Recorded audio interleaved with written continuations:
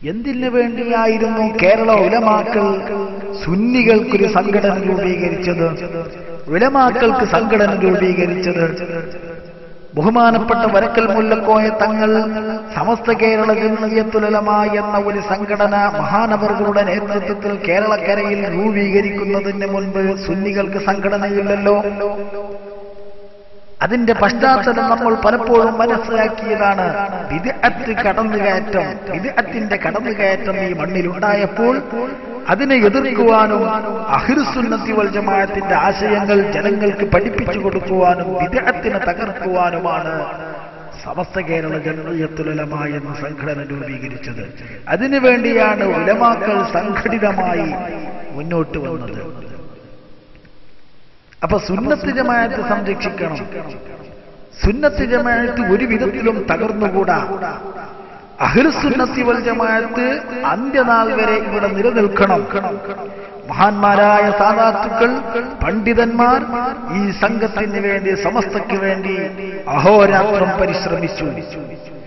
അവരുടെ അനാരോഗ്യം കണക്കിലെടുക്കാതെ, രാവും പകലും ഭേദമില്ലാതെ അവർ ഈ പ്രസ്ഥാനത്തിന് വേണ്ടി, സമസ്തയ്ക്ക് വേണ്ടി അവർ ജീവൻ സമർപ്പിച്ചു. നിങ്ങൾ ചിന്തിച്ചു നോക്കൂ, എന്താണ് സുന്നത്ത് ജമാഅത്ത്? 4 മദ്ഹബും 2 തരീഖത്തുമാണ് അഹ്ലുസുന്നത്തി വൽ ജമാഅത്ത്. ഇന്ന് പഠിക്കുന്ന വിദ്യാർത്ഥികൾക്ക്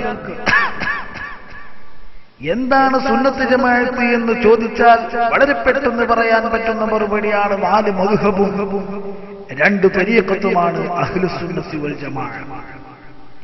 4 മദ്ഹബും ഇവിടെ സംരക്ഷിക്കപ്പെടണം, 2 തരീഖത്തും സംരക്ഷിക്കപ്പെടണം. നാം ശാഫിഈ മദ്ഹബുകാരാണ്. ഹനഫികളുണ്ട്, മാലിക്കി മദ്ഹബുകാരുണ്ട്, ഹംബലി മദ്ഹബുകാരുണ്ട്. നാം അശ്അരി തരീഖത്തുകാരാണ്. മാതുരീദി തരീഖത്തുണ്ട്. ഈ 2 തരീഖത്തും 4 മദ്ഹബും സംരക്ഷിക്കപ്പെടുന്നുവോ അപ്പോഴേ സമസ്ത കേരള ജംഇയ്യത്തുൽ ഉലമായുടെ ഉദ്ദേശം, ലക്ഷ്യം പൂർത്തിയാവുകയാവും. എന്തിനു വേണ്ടിയാണോ ഈ സംഘം രൂപീകരിച്ചത്, അതിന്റെ ഉദ്ദേശം പൂർത്തിയാകണമെങ്കിൽ 4 മദ്ഹബും സംരക്ഷിക്കപ്പെടണം. അത് സംരക്ഷിക്കപ്പെടാത്ത കാലത്തോളം ഒരിക്കലും സമസ്ത കേരള ജംഇയ്യത്തുൽ ഉലമാ അതിന്റെ ഉദ്ദേശം പൂർത്തിയാക്കപ്പെട്ടിട്ടില്ല. 4 മദ്ഹബും സംരക്ഷിക്കുവാനും 2 തരീഖത്തും സംരക്ഷിക്കപ്പെടുവാനുമാണ് ഇതപര്യന്തമുള്ള സമസ്ത കേരള ജംഇയ്യത്തുൽ ഉലമായുടെ പ്രവർത്തനങ്ങൾ ഉണ്ടായിട്ടുള്ളത്.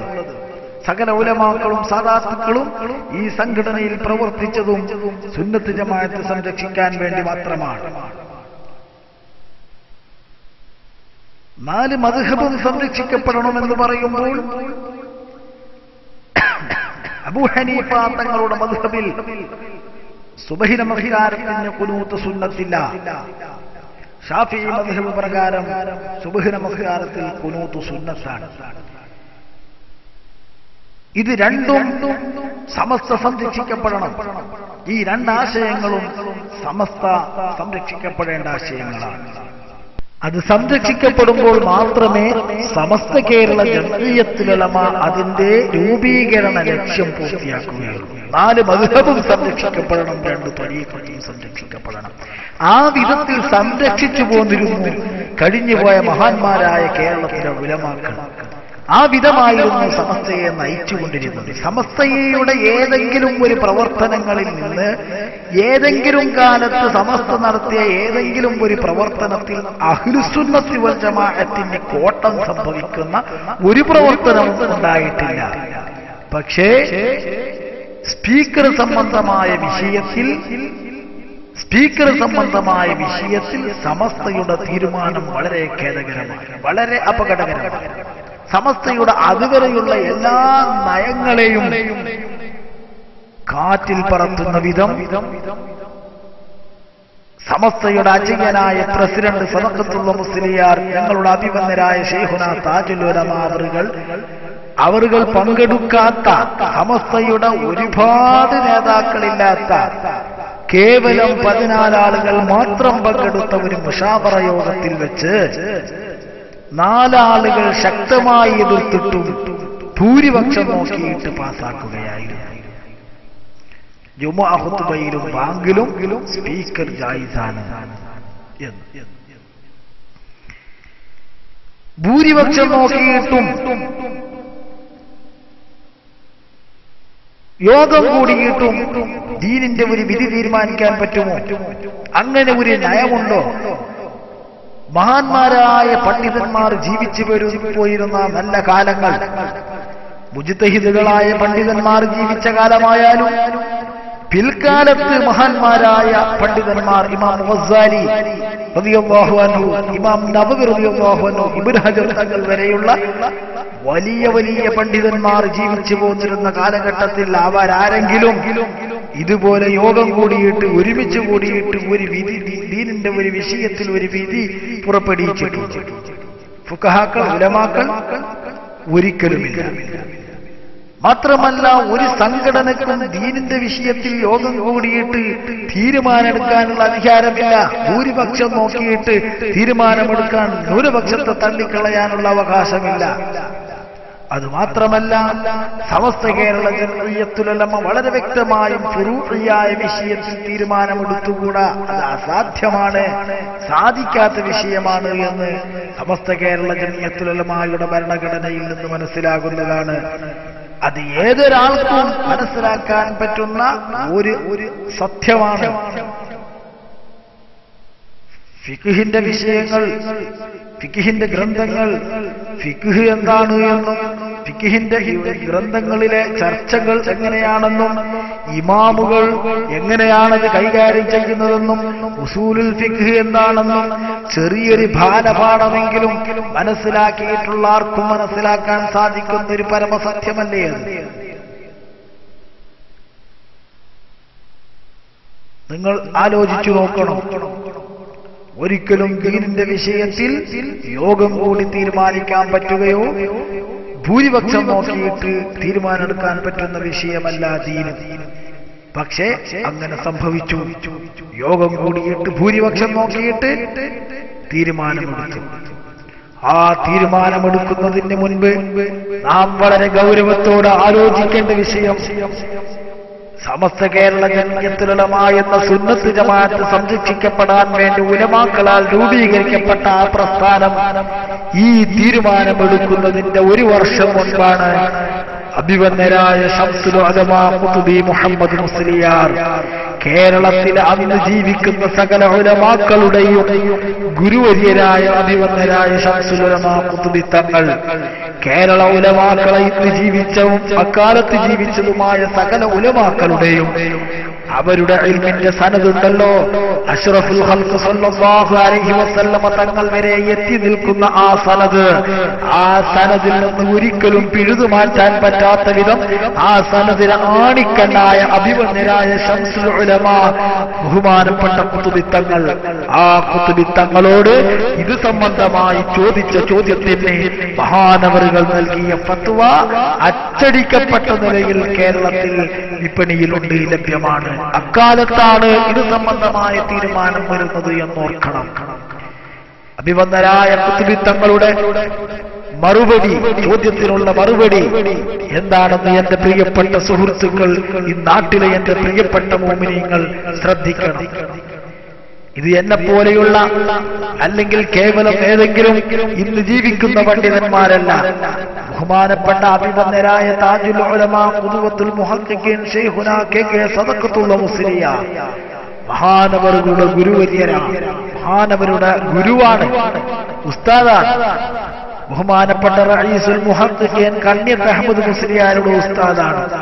ഒരുപാട് ഉലമാക്കളുടെ ഉസ്താദായ അഭിവന്യരായ ശംസുൽ ഉലമ ഖുത്ബി തങ്ങൾ മഹാനവറുകളുടെ കറാമത്തുകളും മഹാനവറുകളുടെ മഹത്വങ്ങളും പലരിൽ നിന്നും നമ്മൾ കേട്ടിട്ട് മനസ്സിലാക്കിയിട്ടുണ്ട്.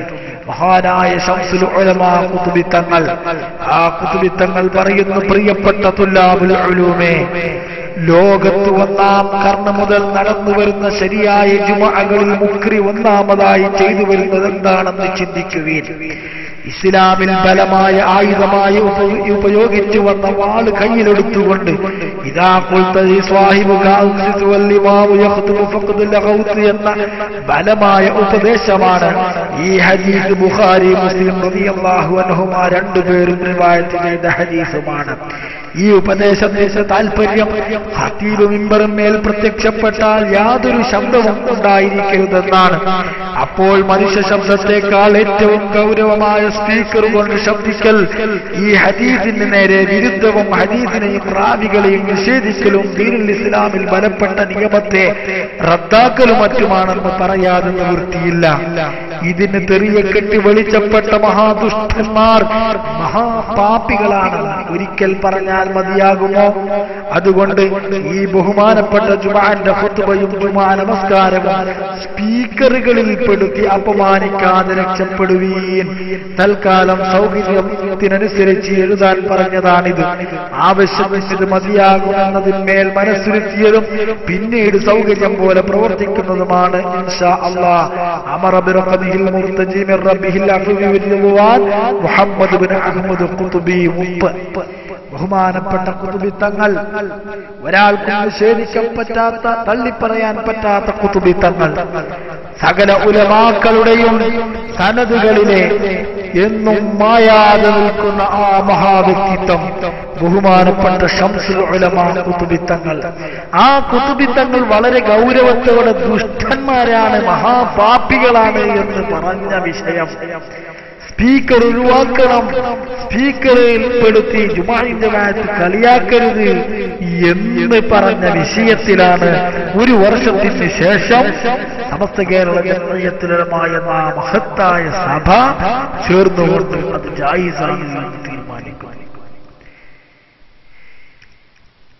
ബഹുമാനപ്പെട്ട ഖുത്ബി തങ്ങളുടെ ഫത്വയിൽ, ആ ഫത്വ അച്ചടിക്കപ്പെട്ട ആ ഫത്വയിൽ തന്നെ, അതേ പുസ്തകത്തിൽ തന്നെ സമസ്ത കേരള ജംഇയ്യത്തുൽ ഉലമായുടെ പ്രസിഡന്റായിരുന്ന ബഹുമാനപ്പെട്ട ശൈഖുന സദഖത്തുള്ള മുസ്ലിയാർ വണ്ടൂരിലെ താജുൽ ഉലമ സദഖത്തുള്ള മുസ്ലിയാരുടെ ഫത്വയുമുണ്ട്.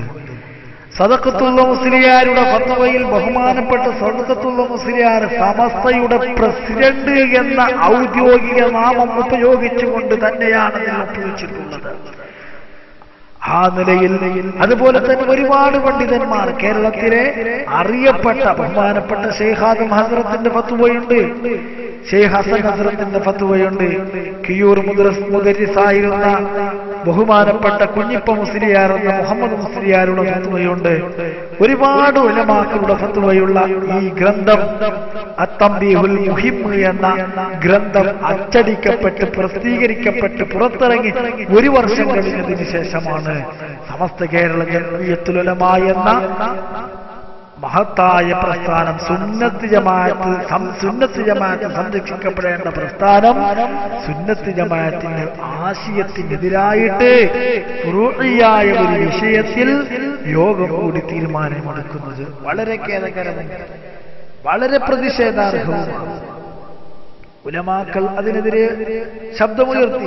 ശൈഖുന സദഖത്തുള്ള മുസ്ലിയാർ തന്റെ സമസ്ത കേരള ജംഇയ്യത്തുൽ ഉലമാ എന്ന മഹത്തായ ആ പ്രസിഡന്റ് സ്ഥാനം വരെ ഈ വിഷയത്തിന്റെ പേരിൽ വലിച്ചെറിഞ്ഞു.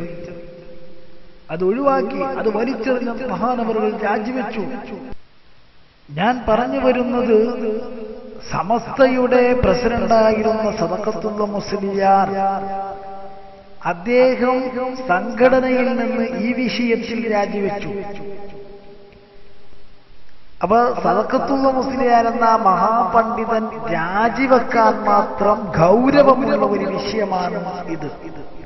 ഒരു പണ്ഡിതൻ, ആ പണ്ഡിതൻ താൻ പഠിച്ച ഇൽമിനെതിരായി, താൻ മനസ്സിലാക്കിയ ഇൽമിനെതിരായി സംഘടന രൂപീകരിച്ചു എന്നാരോപിച്ച് ആ സംഘത്തിൽ നിന്ന് രാജിവെച്ച് എന്ന് പറയുമ്പോൾ ആ വിഷയം വളരെ ഗൗരവമുള്ളതായി നാം അത് ആലോചിക്കണം. നമ്മളുടെ ഈ മഹല്ലിൽ ഇതുവരെ കഴിഞ്ഞ 4-5 മാസങ്ങൾ മുമ്പ് വരെ ഖുതുബയിൽ ഇത് ഉപയോഗിച്ചിരുന്നില്ല. ഇവിടെ ചുറ്റുഭാഗത്തും സ്പീക്കർ ഉപയോഗിക്കുമ്പോൾ ഈ മഹല്ലിൽ അത് ഒഴിവാക്കി. ഈ മഹലിൽ വന്ന ചില ഉസ്താദുമാർ, മഹാന്മാരായ നല്ല ഉസ്താദുമാർ, ചിലരെങ്കിലും താല്പര്യം പ്രകടിപ്പിച്ചപ്പോൾ പോലും ആലോചിക്കുന്ന ആളുകളായതുകൊണ്ടവർ അത് ഒഴിവാക്കിയിരുന്നു. പക്ഷേ എന്തുകൊണ്ടോ ചുറ്റുഭാഗത്തും ഇതുണ്ട്, അതുകൊണ്ട് ഇവിടെയും വെക്കണം, ഒരു കുഴപ്പവുമില്ല എന്ന രൂപത്തിൽ ഇത് സ്ഥാപിക്കുമ്പോൾ എന്നെപ്പോലെയുള്ള സുഹൃത്തുക്കൾക്ക് മഹാനായ ഖുതുബി തങ്ങളുടെ ഫത്വ ഞാൻ പറഞ്ഞില്ലേ, ആ ഫത്വ വിശ്വസിക്കുകയും അതനുസരിച്ച് ജീവിക്കണമെന്ന് ആഗ്രഹിക്കുകയും ചെയ്യുന്ന, അതുപോലെയുള്ള ശൈഖുനാ സദഖത്തുള്ള നാദാപുരത്ത് ശംസുൽ ഉലമാ കീഴനൂർ, അതുപോലെയുള്ള മഹാരഥന്മാരായ പണ്ഡിതന്മാർ, അവരെയൊക്കെ പിൻപറ്റി ജീവിക്കണം, അവർ പറഞ്ഞതാണ് സത്യമെന്നും അതനുസരിച്ച് ജീവിക്കണമെന്നും ആഗ്രഹിക്കുന്ന ചെറുപ്പക്കാർക്ക്, പണ്ഡിതന്മാർക്ക്, വിദ്യാർത്ഥികൾക്ക് ഇവിടെ വരാനും ഇവിടെ ജുമുഅക്ക് കൂടുവാനും ഉണ്ടായ അവസരമാണ് ഇവിടെ നിഷേധിക്കപ്പെട്ടത്. അതുകൊണ്ട് ഞാൻ വളരെ ഗൗരവത്തോടെ പറയുന്നു, അഷ്റഫുൽ ഖൽഖ് സ്വല്ലല്ലാഹു അലൈഹി വസല്ലമ തങ്ങൾ പറഞ്ഞു, കുല്ലുക്കും റാഇ വകുല്ലുക്കും മസ്ഊലുൻ അൻ റഇയതിഹി. നിങ്ങൾ ഓരോ ആളുകളും ഉത്തരവാദപ്പെട്ടവരാണ്, ഉത്തരവാദിത്തമുള്ളവരാണ്. നിങ്ങളെ ഉത്തരവാദിത്തത്തെ സംബന്ധിച്ച് ചോദ്യം ചെയ്യപ്പെടുമെന്ന് അഷ്റഫുൽ ഖൽഖ് സ്വല്ലല്ലാഹു അലൈഹി വസല്ലമ തങ്ങൾ പറഞ്ഞ ഹദീസ് ഒരു താക്കീതായി നാം എല്ലാവരും മനസ്സിലാക്കണം. ഖത്തീബിന്റെ ജോലിയെ സംബന്ധിച്ച്, ഖത്തീബിന്റെ പ്രവൃത്തിയെ സംബന്ധിച്ച്, ഖാദിയുടെ പ്രവർത്തനത്തെ സംബന്ധിച്ച്, ഖാദിയുടെ അധികാരത്തെ സംബന്ധിച്ച്, മുദർരിസിന്റെ സേവനത്തെക്കുറിച്ച്, മുദർരിസിന്റെ അധികാരത്തെക്കുറിച്ച് അല്ലാഹു സുബ്ഹാനഹു വ തആല ചോദ്യം ചെയ്യപ്പെടും. നമ്മൾ ഓരോ ആളുകളെയും അവരുടെ പ്രവർത്തനങ്ങളെ സംബന്ധിച്ച്, അധികാരങ്ങളെ സംബന്ധിച്ച് അല്ലാഹു സുബ്ഹാനഹു വ തആല ചോദ്യം ചെയ്യപ്പെടും. ഈ മഹല്ലിൽ താമസിക്കുന്ന ഏതെങ്കിലും ഒരു വ്യക്തിക്ക് നിങ്ങൾ കാരണമായി, ഈ മഹല്ല് ഭാരവാഹികൾ, ഈ മഹല്ലിൽ നേതൃത്വം നൽകുന്നവർ കാരണമായി ജുമുഅ നഷ്ടപ്പെട്ടു പോകുന്നുണ്ടെങ്കിൽ അതിന്റെ ഉത്തരവാദികൾ ഈ മഹല്ലുകാരാണ്, ഈ മഹല്ല് നിയന്ത്രിക്കുന്നവരാണ്, ഈ മഹല്ലിലെ ഖത്തീബാണ്.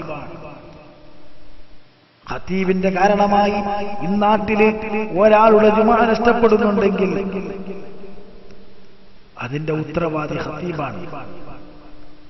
റബ്ബിന്റെ മുന്നിൽ ചോദ്യം ചെയ്യപ്പെടുമെന്ന് അഷ്റഫുൽ ഖൽഖ് സ്വല്ലല്ലാഹു അലൈഹി വസല്ലമ തങ്ങൾ പറഞ്ഞ ആ വാചകം വളരെ ഗൗരവപൂർവ്വം കണക്കിലെടുക്കണമെന്ന് ഈ സമയത്ത് ഞാൻ ഓർമ്മപ്പെടുത്തുകയാണ്. നിങ്ങൾ ചിന്തിച്ചു നോക്കൂ, ഖാദി താമസിക്കുന്ന കാസർഗോഡ് തളങ്കര ജുമുഅത്ത് പള്ളിയിൽ സ്പീക്കറില്ലേ എന്നാണ് ചോദിച്ചത്. ഏതെങ്കിലും ഒരു പ്രശ്നങ്ങൾ വരുമ്പോൾ, മഹല്ലിൽ എന്തെങ്കിലും പ്രയാസങ്ങൾ നേരിടുമ്പോൾ ആ പ്രയാസങ്ങൾക്ക്, ആ പ്രശ്നങ്ങൾക്ക് പരിഹാരമായിട്ട് ഖാദിയെയാണ് സമീപിക്കാറുള്ളത്.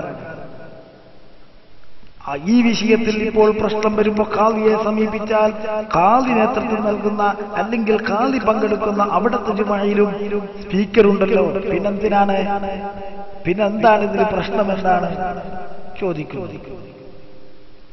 നിങ്ങൾ ചിന്തിക്കണം. ഇതിനുള്ള എല്ലാ വിഷയങ്ങളും മറുപടികളും, ഇതിന്റെ എല്ലാ അവസ്ഥകളും ഞാൻ പറഞ്ഞു കഴിഞ്ഞു. എങ്കിലും പറയട്ടെ, കാസർഗോഡ് തളങ്കര ജുമുഅത്ത് പള്ളിയിൽ സ്പീക്കർ സ്ഥാപിക്കുന്നത് എപ്പോഴാണ്? കാസർഗോഡ് പള്ളിയിൽ സ്പീക്കർ സ്ഥാപിക്കുന്നത് അഭിവന്യരായ ബഹുമാനപ്പെട്ട അവറാം മുസ്ലിയാർ എന്ന കാസർഗോഡ് ഖാദി അബ്ദുറഹ്മാൻ മുസ്ലിയാർ ഖാദിയായിരുന്ന ആ സമയത്താണ് അവിടെ സ്പീക്കർ സ്ഥാപിക്കുന്നത്. പ്രായമുള്ള ആ മഹല്ലിലെ ഉത്തരവാദിത്തപ്പെട്ട ആരെങ്കിലും, അതറിയുന്ന ആരെങ്കിലും ഉണ്ടെങ്കിൽ അവർ അന്ന് മഹാനായ ഔറാം മുസ്ലിയാർ ജീവിക്കുന്ന കാലത്ത് അത് സ്ഥാപിക്കുമ്പോൾ അവർ അത് സ്ഥാപിക്കാൻ വേണ്ടി അവർ സ്വീകരിച്ച രൂപം എങ്ങനെയാണ്, ഏത് വിധത്തിലാണ് അവർ അത് അവിടെ സ്ഥാപിച്ചത് എന്ന് അറിയണം. കാസർകോട്ടെ പ്രമുഖനായ തളങ്കരയിലെ ബഹുമാനപ്പെട്ട KS അബ്ദുള്ള സാഹിബ് അദ്ദേഹം മരണപ്പെട്ടു പോയി. അദ്ദേഹത്തെ പോലെയുള്ള ആളുകൾ ഇന്നും ജീവിച്ചിരിപ്പുണ്ട്. അവരോട് ചോദിച്ചാൽ അറിയാം. അദ്ദേഹത്തിൽ നിന്ന് ലഭിച്ചത് ഞാൻ പറയാം. ബഹുമാനപ്പെട്ട അവറാ മുസ്ലിയാരോട് സ്പീക്കർ സ്ഥാപിക്കണം, ഖുതുബയിൽ സ്പീക്കർ വെക്കണമെന്ന് പറഞ്ഞപ്പോൾ ബഹുമാനപ്പെട്ട ഖാദി ചോദിച്ചു, എന്തിനാണ് സ്പീക്കർ? അപ്പൊ പലർക്കും ഖുതുബ കേൾക്കുന്നില്ല, അതുകൊണ്ടാണ് സ്പീക്കർ വെക്കേണ്ടത്. അപ്പൊ മൂപ്പര് തമാശയായിട്ട് പറഞ്ഞത്, ഖുതുബ കേൾക്കണമെന്നുണ്ടെങ്കിൽ ആദ്യമേ വന്ന് പള്ളിയിൽ ഇരുന്നാൽ മതി, ആദ്യം തന്നെ പള്ളിയിൽ വന്നിരുന്ന ഖുതുബ കേൾക്കുമല്ലോ എന്നാണ് പറയുന്നത്. പലപ്പോഴും ഇത് സ്ഥാപിക്കാൻ വേണ്ടവർ പരിശ്രമിച്ചിട്ട് അവയെല്ലാം അഭിബന്ധരായ ആ ഖാദി അവറാ മുസ്ലിയാർ തിരസ്കരിക്കുകയാണ് ചെയ്തത്. അത് സ്ഥാപിക്കാൻ സമ്മതിച്ചിട്ടില്ല. അവസാനം മഹാനവറുകൾ അസുഖമായി കഴിയുന്ന സമയത്ത്, ബോധമില്ലാതെ അബോധാവസ്ഥയിൽ കഴിയുന്ന ആ സമയത്ത്, സുഖമില്ലാതെ കഴിയുന്ന, വളരെ ക്ഷീണിതനായി മരണത്തോടടുത്ത ആ സമയത്താണ് ഇത് അവിടെ സ്ഥാപിക്കുന്നത്. ഖാദിയാർ മഹല്ലിൽ പങ്കെടുത്തിട്ടില്ല, ആ ജുമയിൽ പങ്കെടുത്തിട്ടില്ല. ഖാദിയാർ അസുഖമായി കഴിയുന്ന സമയം, പിന്നെ ഒരിക്കലും ആ മഹല്ല ഖുത്ബയിൽ അവിടെ പങ്കെടുക്കാൻ മഹാനവറുകൾ എത്തിയിട്ടില്ല. ആ വിധത്തിൽ അസുഖത്തിൽ കടന്ന സമയമാണ് അവിടെ ഇത് വളരെ സൂത്രത്തിൽ ഇത് സ്ഥാപിച്ചത് എന്ന് ആ മഹല്ലിന്റെ പ്രസിഡന്റും കാസർഗോഡ് സംയുക്ത ജമാഅത്തിന്റെ പ്രസിഡന്റുമായിരുന്ന ബഹുമാനപ്പെട്ട KS അബ്ദുള്ള സാഹിബിൽ നിന്ന് കേട്ടിട്ടുണ്ട്. അദ്ദേഹം പറഞ്ഞു, ഇന്നും അറിയുന്ന ആളുകൾ അത് പറയും. ഔറാ മുസ്ലിയാർ സ്പീക്കർ നോക്കിയിട്ടില്ല. അദ്ദേഹം കാസർഗോഡ് ഖാദിയായിരുന്നു. അതിനുശേഷമുള്ള ഖാദിമാർ അത് അംഗീകരിച്ചു വന്നു. അവർ അത് പറ്റുമെന്ന് പറയുന്നവരാണ്, സമസ്തയുടെ ആളുകളാണ്, സമസ്ത പാസാക്കിയത് അംഗീകരിക്കുന്ന ആളുകളാണ്. അതുകൊണ്ട് കാസർഗോഡ് ജുമാഅത്ത് പള്ളിയിൽ, തളങ്കര ജുമാഅത്ത് പള്ളിയിൽ അത് നടക്കുന്നുണ്ടാകും, അത് നടക്കുന്നുണ്ട്. അതുകൊണ്ട് അതൊന്നും ഇവിടെ പ്രമാണമല്ല, തെളിവല്ല, അത് ഞാൻ പറഞ്ഞു കഴിഞ്ഞു.